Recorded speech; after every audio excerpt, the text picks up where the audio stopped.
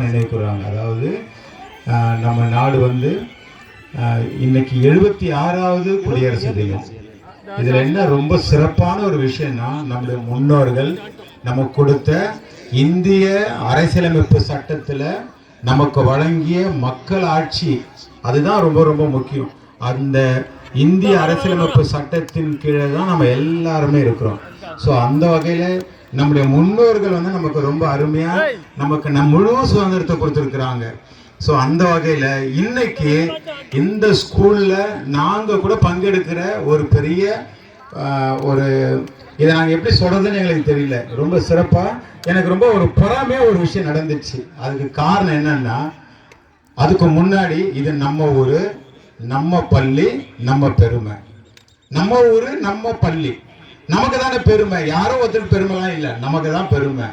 அந்த வகையில எனக்கு என்ன பொறாமை அப்படின்னா, இந்த ஊர்ல இருக்கிற பெரியவங்க எல்லாரும் உண்மை இவ்வளோ நேரம் இதுக்காக உட்காந்து உங்களுக்காக உட்காந்து உங்களை என்கரேஜ் பண்றாங்க இல்லையா, அது என்னால இதுக்கு முன்னாடி எங்கேயுமே நான் பார்க்கல.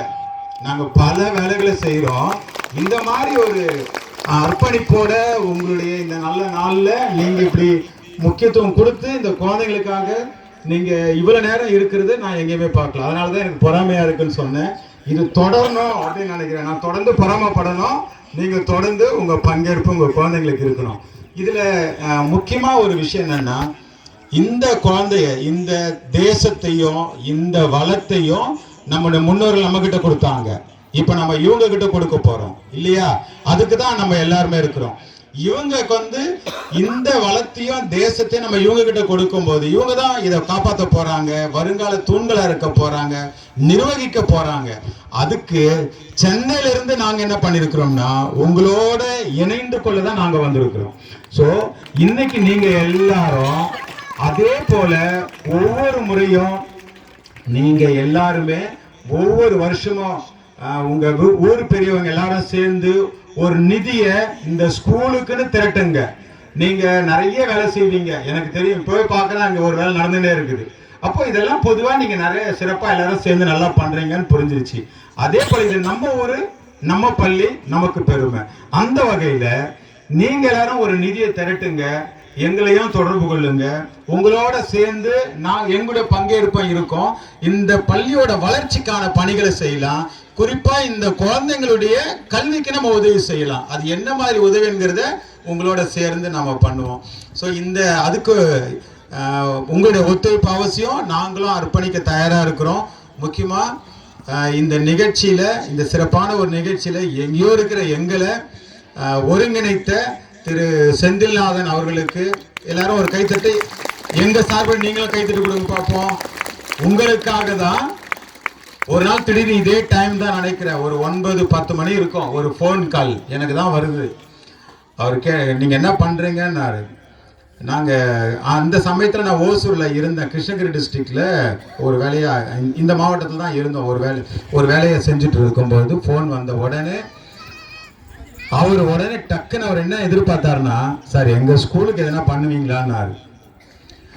அடுத்து என்ன செஞ்சோம்னா, சரி நம்ம அவருடைய அந்த ஆர்வமோ அந்த அவருடைய எண்ணமோ எங்களோட ஒருங்கிணைந்ததுனால நான் உடனே, சார் நீங்க என்ன செய்யணும்னு சொல்லுங்க, நாங்களும் அதுக்கு முயற்சி எடுக்கிறோம். ஸோ அவர் ஒரு குறிப்பிட்ட நிதியை அவங்களோட வேலை செய்கிற நண்பர்கள், அந்த நிறுவனத்தினுடைய ஸ்டாஃப் மூலமா அவரை அதுக்காக ஒருங்கிணைத்தாங்க. நாங்க எங்க நிறுவனத்தின் சார்பாக எங்களுடைய பங்கேற்பை செலுத்தினோம். உங்களுக்கு ரொம்ப அழகான ஒரு டேபிள் கிடைச்சது. ஏன் தெரியுமா? இந்த பிரைவேட் ஸ்கூல்ல பாத்தீங்கன்னா இந்த மாதிரி சேர் டேபிள் எல்லாம் நல்லா போட்டுட்டு காசை நிறைய வாங்கிடுவாங்க. எல்லா குழந்தையும் வந்து 100 எடுத்துட மாட்டாங்க. நீங்க உங்களுக்கு தெரியும், எல்லா குழந்தையும் 100 எடுப்பாங்களா? இல்லவே இல்லை. ஒரு குறிப்பிட்ட ஒரு 5 குழந்தை எடுக்கும், 5 குழந்தை பேனர் வச்சிருவாங்க. அடுத்த வருஷம் பாத்தீங்கன்னா பெரிய ஸ்கூல் வந்து நீங்களே சர்டிபிகேட் கொடுத்துருவீங்க. ஐயோ அந்த ஸ்கூல் நல்ல சூப்பர் ஸ்கூல், அது பெரிய ஸ்கூலு, அந்த ஸ்கூல்ல நல்லா இங்கிலீஷ் பேசலாம் அப்படின்னு சொல்லிடுவாங்க. ஆனா நாம செய்ய வேண்டியது என்னன்னா, நம்ம குடும்பங்கள்ல அதிகமா செலவினங்களை எது கொடுக்குதுன்னா, கல்விக்கான செலவினமோ மருத்துவ செலவு அதிகமாகுது. அதனாலதான் குடும்பங்கள்ல வந்து பொருளாதார பிரச்சனைகள் இருக்கு. ஆனா நம்ம கல்விய அரசு பள்ளிகளோடு நம்ம இணைத்துட்டோம், நம்முடைய குழந்தைங்களை அரசு பள்ளியை ஊக்குவிச்சிட்டோம் அப்படின்னா செலவு குறைஞ்சிரும். அப்போ நாம செய்ய வேண்டியது என்னன்னா, நம்ம ஊரு நம்ம பள்ளி நமக்கு பெருமை சேர்க்கணும், நம்ம குழந்தைங்க நல்லா வளரணும். இந்த ஸ்கூல் மக்களாட்சி என்ன சொல்லுது, இந்த அரசு பள்ளி நம்முடைய பள்ளி தான், இதை அரசாங்கம் செய்யணும், நாம தான் அரசாங்கம். இப்ப பாருங்க, நீங்க எல்லாரும் தலைவர் இருக்கீங்க, ஒருவேளை அடுத்த முறை நீங்க யாருன்னா ஒருத்தர் தலைவரா இருப்பீங்க, நீங்க யாருன்னா கவுன்சிலரா இருப்பீங்க. அப்ப இந்த நிர்வாகியா தான் நீங்க இருப்பீங்க. அடுத்த 5 வருஷம் இன்னொருத்தர் வருவாங்க. அப்ப அந்த வகையில இந்த ஸ்கூல் வளர்ச்சி அடையணும்னு ஒரு செந்தில்நாதருக்கு இருந்த அதே ஒரு நோக்கமோ எண்ணமோ உங்க அத்தனை பேருக்கு வந்தா இந்த ஸ்கூல் வந்து அடுத்து +2 வரைக்கும் வரும். கிராமங்கள்ல இருக்கிற பக்கத்துல இருக்கிற கிராமத்துல இருக்கிற எல்லா மாணவர்களும் இங்க வந்துருவாங்க. காரணம் இங்க நல்ல அடிப்படை கல்வி இருக்கு அப்படின்னு வந்துருவாங்க. அதுக்கு நீங்க எல்லாரும் முயற்சி எடுங்க. நாங்களும் உங்களுக்கு உதவியா இருக்கிறோம், உறுதுணையா இருக்கிறோம். ஸோ இந்த வாய்ப்பை கொடுத்த நம்மளை ஒருங்கிணைத்த திரு செந்தில், இன்னைக்குதான் அவர் போன்ல மட்டும் பேசினதோட அவர் எனக்கு தெரியாது. மொபைல்ல பார்த்தேன், அவருடைய அந்த வீடியோ ஒன்று பார்த்தேன். அப்பதான் தெரிஞ்சு இவரை தான் இருக்கும் அப்படின்னு. அப்போ அந்த வகையில ஸோ ஒருத்தர் தானே, ஒருத்தர் பாருங்க, எங்கேயோ போயிட்டு இங்க படிச்சுட்டு எங்கேயோ போனாலும் நம்ம ஊர் மறந்தாங்களா? இல்லவே இல்லை. அந்த நினைவு, ஏன்னா அதுதான் தமிழ்நாட்டில் நமக்கு இருக்கிற கலாச்சாரமும் பண்பாடும் அதுதான். நம்ம எங்க போனாலும், நான் ஒரு விஷயம் சொல்லி முடிக்கிறேன்.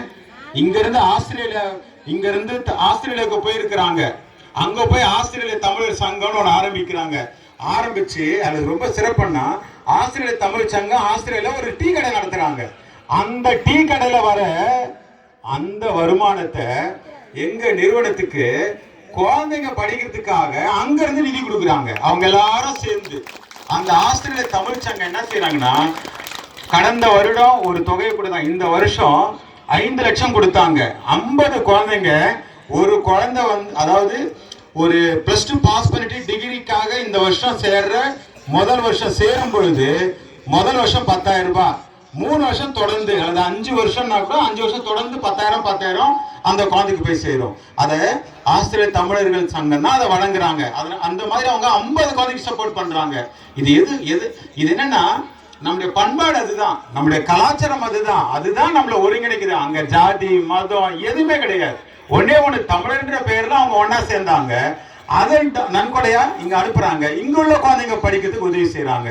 சோ அந்த மாதிரி நாம தான் முதலாளி, நாம தான் வந்து இந்த ஸ்கூலோட உரிமையாளர்கள், முதலாளி நாம தான். ஸோ இந்த ஸ்கூலுக்காக இது போன்ற நம்முடைய தமிழர்களாகிய நம்ம எல்லாருக்கும் வர வேண்டிய இந்த உணர்வுகள் இன்னும் எல்லாருக்கும் வரணும்.